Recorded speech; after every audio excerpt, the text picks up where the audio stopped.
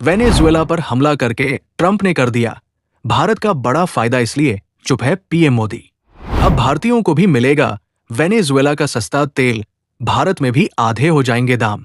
Venezuela पर हमला करके डोनाल्ड ट्रंप ने जो चाल चली है, उसका सबसे बड़ा फायदा अगर किसी देश को मिलने वाला है तो वो है भारत। और यही वजह है कि नरेंद्र मोदी आज खुलकर कुछ नहीं बोल रहे, क्योंकि ये वक्त बयान देने का नहीं, लाभ उठाने का है।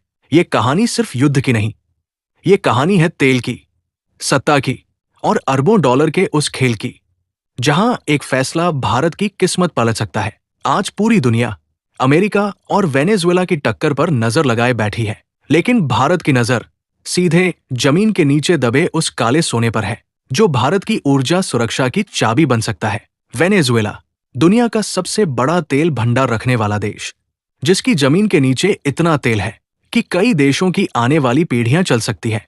एक वक्त था जब भारत और वेनेजुएला के रिश्ते तेल पर टिके हुए थे।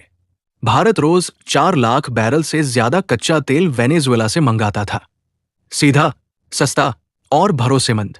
लेकिन फिर अमेरिका की एंट्री हुई, प्रतिबंध आए, धमकियां आई और साल 2020 में भारत को मजबूरी में वेनेजुएला से तेल खरीदना बंद करना पड़ा। नतीजा, भारत को महंगा तेल लेना पड़ा, दूर दूर से, ज्यादा ट्रांसपोर्ट, ज्यादा लागत और उसका बोझ सीधे आम जनता की जेब पर। लेकिन अब कहानी में ट्विस्ट है, खतरनाक ट्विस्ट। अमेरिका ने वेनेजुएला पर हमला करके पूरी तेल राजनीति को फिर से हिला दिया है और इसी हलचल में भारत के लिए एक बड़ा मौका पैदा हो गया है। भारत की सरकारी कंपनी ओएनजीसी विदेश लिमिटेड वेनेजुएला के सैन क्रिस्टोबल तेल क्षेत्र में 40 हिस्सेदारी रखती है। ये कोई छोटी बात नहीं है, ये सीधी हिस्सेदारी है, सीधा हक है। लेकिन अमेरिकी प्रतिबंधों ने यहां भी तेल की रफ्तार रोक दी।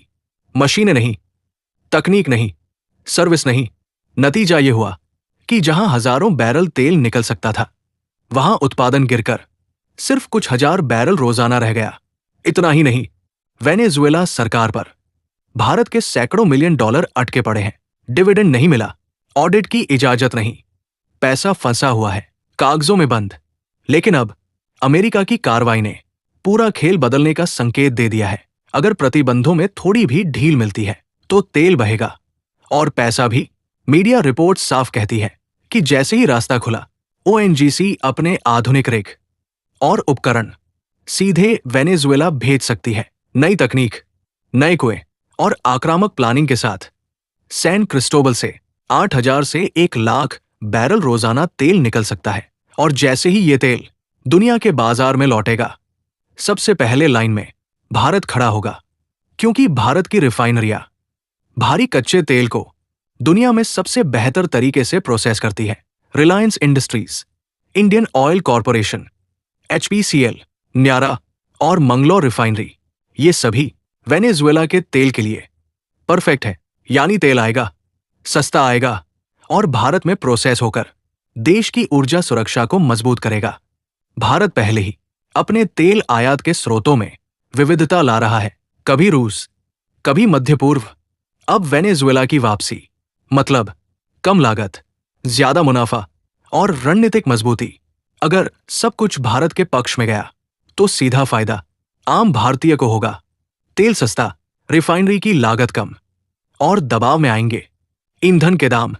यही वजह है कि प्रधानमंत्री मोदी इस पूरे मामले पर शांत नजर आ रहे हैं, क्योंकि ये शांति कमजोरी नहीं, रणनीति है। ये वक्त कैमरे के सामने बोलने का नहीं, कैमरे के पीछे सौदा करने का है। आज सवाल सिर्फ इतना है, क्या सियासत तेल से आगे बढ़ पाएगी? क्योंकि अगर प्रतिबंध हटे तो वेनेजुएला का तेल सिर्फ समुद्र पार नहीं जाएगा, बल्कि भारत की अर्थव्यवस्था में नई जान डाल देगा। अब गेंद अमेरिका के पाले में है और नजर पूरी दुनिया की इसी एक फैसले पर टिकी हुई है। दोस्तों, क्या आप भी वेनेजुएला का सस्ता तेल खरीदेंगे या नहीं? कमेंट में जरूर बताइएगा। जय हिंद।